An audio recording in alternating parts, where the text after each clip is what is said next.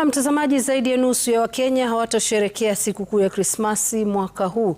Utafiti uliofanywa na shirika la InfoTrack umebaini kwamba Wakenya wengi hawana uwezo wa kuandaa mankuli na sherehe za Krismasi, wengi wao wakisema kwamba watasalia nyumbani na familia zao tu. Stephen Leto na taarifa hii.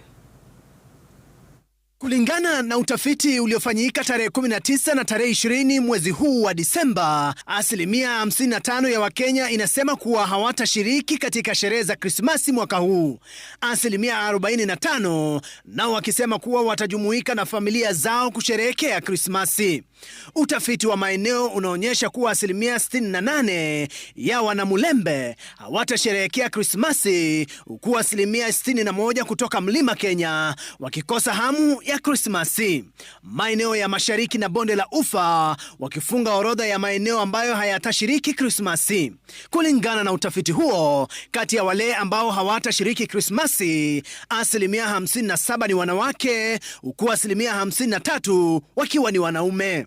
Aidha, kulingana na InfoTrack, kwa wale watakaosherehekea Krismasi, asilimia 53 watakuwa na familia zao, huku asilimia 31 wakielekea kanisani kwa maombi. Asilimia 20 wanasema kuwa watatembelea marafiki zao, huku asilimia 7 wakikiri kuwa wao wataelekea kwenye vilabu kupiga sherehe.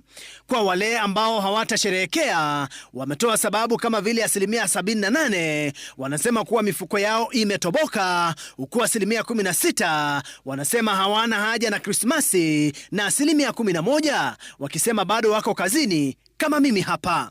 Stephen Leto, runinga ya Citizen.